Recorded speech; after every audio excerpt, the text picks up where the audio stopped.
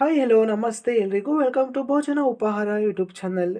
Mixie jar ಏನಾದರೂ ಹಾಳಾಗಿದ್ರೆ ಒಂದು ಸತಿ ನೀವು ಅಂಗಡಿಗೆ ತಗೊಂಡೋಗೋದಾಗ ನೋಡಿ ಪದೇ ಪದೇ ಚೆನ್ನಾಗಿದ್ರು ಕೂಡ ರಿಪೇರಿ ಬರೋ ಹಾಗೆ ಮಾಡ್ತಾರೆ. ಸೊ ಹಾಗಾಗಿ ಯಾವುದೇ ಒಂದು ರೂಪಾಯಿ ಕೂಡ ಹಣದ ಅವಶ್ಯಕತೆ ಇಲ್ಲ, ಜೊತೆಗೆ ಹಣವನ್ನು ವ್ಯರ್ಥ ಮಾಡುವಂಥ ಅವಶ್ಯಕತೆ ಇಲ್ಲ. ಫಸ್ಟ್ ಆಫ್ ಆಲ್ ನೋಡಿ, ಒಂದು ರೂಪಾಯಿ ಖರ್ಚಿಲ್ಲದೆ ನಾನು ಮನೆಯಲ್ಲಿ ಯಾವ ಥರ ಮಿಕ್ಸರ್ ಜಾರ್ನ ರೆಡಿ ಮಾಡ್ಕೋಬೇಕು, ಅಥವಾ ಯಾವುದೇ ವಸ್ತುವನ್ನು ನಾವು ವೇಸ್ಟ್ ಅಂತ ಬಿಸಾಕ್ತೀವಿ, ಆ ಒಂದು ವೇಸ್ಟ್ ಆದಂಥ ವಸ್ತುವನ್ನು ಬಳಸಿ ನಾನು ಯಾವ ಥರ ಜಾನ್ನ ರೆಡಿ ಮಾಡ್ಕೋಬಹುದು ಅಂತ ತೋರಿಸ್ತಾ ಇದ್ದೀನಿ ನೋಡಿ. ಮೊದಲಿಗೆ ಕಳೆದ ವಿಡಿಯೋದಲ್ಲಿ ಮೊಟ್ಟೆನ ಯಾವ ಥರ ಬೇಯಿಸಬೇಕು, ಜೊತೆಗೆ ಬೇಯಿಸಿದಾಗ ಸಿಪ್ಪೆಯನ್ನು ಸುಲಿಲಿಕ್ಕೆ ಬರೋದಿಲ್ಲ ಅಲ್ವಾ, ಆ ವಿಡಿಯೋನ ಅಪ್ಲೋಡ್ ಮಾಡಿದ್ದೀನಿ. ಯಾರಾದರೂ ಹೊಸ್ದಾಗಿ ನೋಡ್ತಾ ಇದ್ದರೆ ಅಪ್ಲೋಡ್ ಮಾಡಿದ್ದೀನಿ ನೋಡಿ, ಓಕೆನಾ.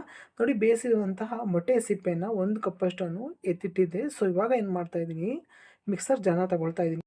ಮಿಕ್ಸರ್ ಜಾರಲ್ಲಿ ನೋಡಿ ಹೆಚ್ಚಿನದಾಗಿ ಮಸಾಲ ರುಬ್ಬಿ ಏನಾಗಿಬಿಡುತ್ತೆ, ಬ್ಲೇಡ್ಗಳು ಶಾರ್ಪ್ ಇರೋದಿಲ್ಲ. ಸೊ ಹಾಗೆ ನಾವು ಯಾವ ಥರ ಶಾರ್ಪ್ ಮಾಡಬೇಕು ಅಂತ ತೋರಿಸ್ತಾ ಇದ್ದೀನಿ.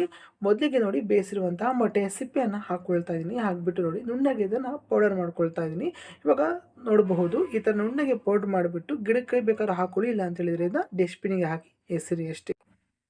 ನೋಡಿ, ಇನ್ಮೇಲಿಂದ ನೀವು ಬೇಯಿಸಿದ ಮೊಟ್ಟೆಯನ್ನು ಸಿಪ್ಪೆಯನ್ನು ಎಸೆಯದೆ ಈ ಥರ ಉಪಯೋಗನ ಮಾಡ್ಕೊಳ್ಳಿ.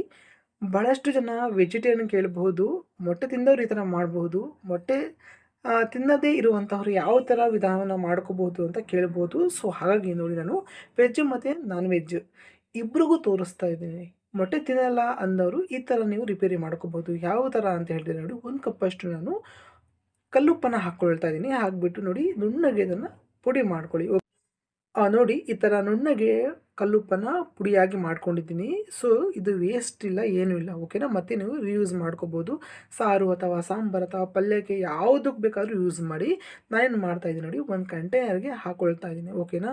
ಮೊದಲಿಗೆ ತೋರಿಸಿರುವಂಥ ವಿಧಾನ, ಭಾಳಷ್ಟು ಜನ ಮೊಟ್ಟೆನ ತಿಂದಾಗ ಸಿಪ್ಪೆನ ಬಿಸಾಕ್ತಿದ್ರಿ, ಬಿಸಾಗದೆ ಮತ್ತು ರಿಯೂಸ್ ಯಾವ ಥರ ಮಾಡಬೇಕು ಅಂತ ತೋರಿಸಿದ್ದೀನಿ, ಓಕೆನಾ. ಈ ವಿಧಾನದಲ್ಲಿ ಮಾಡಿದಾಗ ನೋಡಿ, ನಿಮ್ಮ ಒಂದು ಮಿಕ್ಸರ್ ಜಾರ್ ಕೂಡ ಬ್ಲೇಡ್ ಶಾರ್ಪ್ ಆಗುತ್ತೆ, ಜೊತೆಗೆ ಮಸಾಲೆ ರುಬ್ಬಿದಾಗ ನುಣ್ಣಗೆ ನುರಿಯುತ್ತೆ, ಜೊತೆಗೆ ನುಣ್ಣಗೆ ರುಬ್ಕೋಬಹುದು, ಓಕೆನಾ. ಯಾವ ವಿಧಾನ ನಿಮಗೆ ಈಸಿ ಆಗುತ್ತೆ ಎರಡೂ ತೋರಿಸಿದ್ದೀನಿ. ಯಾವ ವಿಧಾನ ನಿಮಗೆ ಇಷ್ಟ ಆಗುತ್ತೆ, ಯಾವುದು ಅನುಕೂಲ ಆಗುತ್ತೆ ಅನ್ನೋದನ್ನು ನೋಡಿಬಿಟ್ಟು ನೀವು ಮಾಡ್ಕೊಳ್ಳಿ. ಸೊ ನೋಡಿ, ಜಸ್ಟ್ ನಾವು ವೇಸ್ಟ್ ಅಂತ ಎಸೆಯುವಂತಹ ವಸ್ತಲ್ಲಿ ಮತ್ತೆ ನಾನು ರೀಸೈಕಲ್ ಆಗಿ ಯಾವ ಥರ ಮಾಡ್ಕೋಬಹುದು ಅಂತ ತೋರಿಸಿದ್ದೀನಿ, ಓಕೆನಾ. ನೀವೇನಾದರೂ ಅಂಗಡಿಗೆ ತಗೊಂಡೋದಾಗ ಚೆನ್ನಾಗಿದ್ದರೂ ಕೂಡ ಚೆನ್ನಾಗಿದೆ, ಚೆನ್ನಾಗಿಲ್ಲ ಅಂತ ಹೇಳಿಬಿಟ್ಟು ಏನು ಮಾಡ್ತಾರೆ, ದುಡ್ಡನ್ನು ತಗೊಳ್ತಾರೆ. ಜೊತೆಗೆ ಒಂದು ಸತಿ ರಿಪೇರಿಗೆ ಹೋದಾಗ ಮತ್ತೆ ಮತ್ತೆ ರಿಪೇರಿ ಆಗಿದೆ, ರಿಪೇರಿ ತಗೊಂಡು ಬರಲಿ ಅಂತ ಏನು ಮಾಡ್ತಾರೆ, ಭಾಳಷ್ಟು ಜನ ಮೋಸ ಮಾಡ್ತಾರೆ, ಸ್ಕ್ಯಾಮ್ ಮಾಡ್ತಾರೆ. ಸೊ ಹಾಗಾಗಿ ನೋಡಿ, ಇಂಥ ಸಣ್ಣ ಪುಟ್ಟ ಏನಾದರೂ ರಿಪೇರಿ ಇತ್ತು ಅಂದರೆ ನೀವೇ ರಿಪೇರಿ ಮಾಡ್ಕೋಬಹುದು, ಓಕೆನಾ. ಸೊ ಈ ಟ್ರಿಕ್ಸ್ ನಿಮ್ಗೆ ಹೇಗಿತ್ತು, ಹೇಗೆ ಅನ್ನಿಸ್ತು ಅನ್ನೋದನ್ನ ಕಮೆಂಟ್ ಮುಖಾಂತರ ತಿಳಿಸಿ. ಈ ಟ್ರಿಕ್ಸ್ ಇಷ್ಟ ಲೈಕ್ ಮಾಡಿ, ಸಬ್ಸ್ಕ್ರೈಬ್ ಮಾಡ್ಕೊಳ್ಳಿ. ಶುಭವಾಗಲಿ. ಧನ್ಯವಾದಗಳು. ಬಾಯ್.